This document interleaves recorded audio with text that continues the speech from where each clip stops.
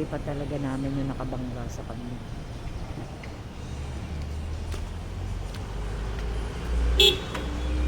Dami talaga mag-park.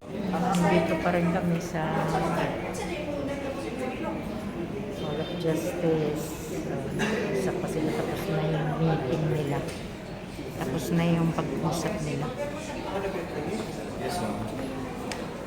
Kahit napuyat ako nagbablog. Wala akong tulog, 2 oras.